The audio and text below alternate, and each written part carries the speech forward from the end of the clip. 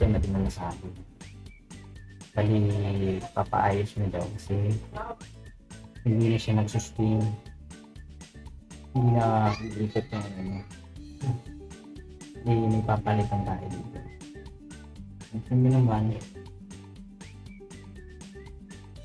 hindi siya gumagana.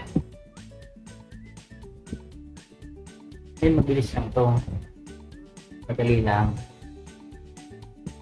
Kahit kayo, kaya nyo itong gawin. Napakadali lang.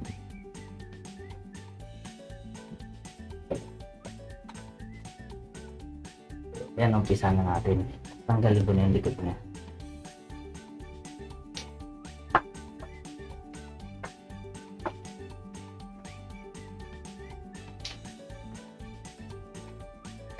Bale, yan o. Kung mapapansin nyo, tanggal na.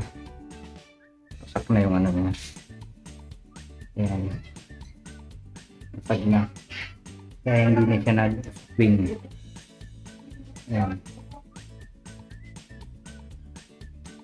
Yan, tatanggalin ko.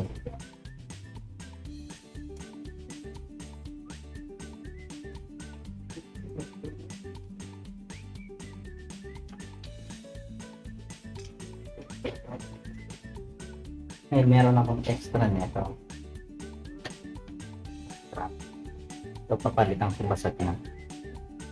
Ayan. Kaya hindi na siya nag-spring. Hindi na gumagana. Hindi na siya nag-spring. Ngayon, bumili ako ng bago. Ito yung papalit natin. Kapag hindi na nag-swing yung electric fan, check nyo lang yung likod. Yung ganito.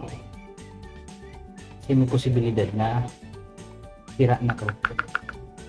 Kalimitan ito naman nasisira kapag hindi na nag-swing. Kaya natanggal lang. Dito natanggal. Yan, natanggal lang. Yan ito itatabit ko. Yan itong bago.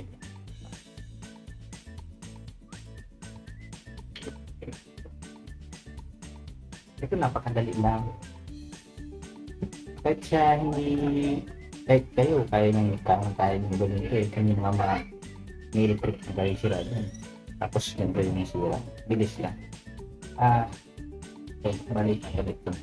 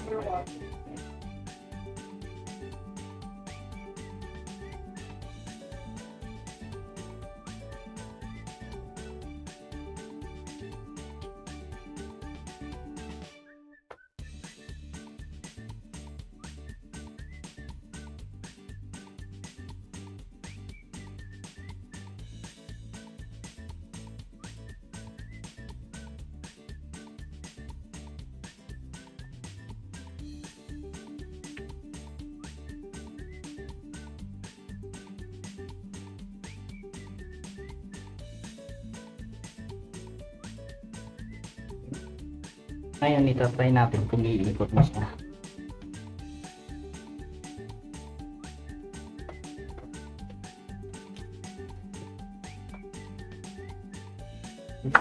Sasakta ko na. Try natin. kung mag-swing na siya. Kung mag-swing na siya.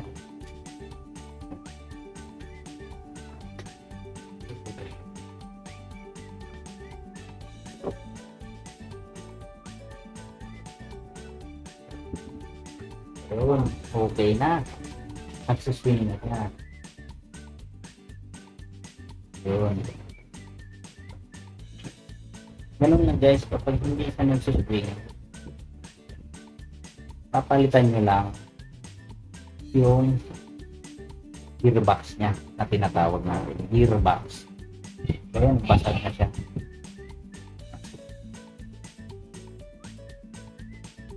Ayan. Kumbaga, kaya hindi na siya nagsuswing kasi naputol na yung gearbox. Ayan, pinalitan ng ating okay na. Okay. Kayo kayang-kaya niyong gawin yan dyan eh. Mag-aayos ka ng electric fan. Kahit kayo lang kaya-kaya niyo yan. Kaya bali, subscribe naman. Kahit paano, subscribe. Salamat.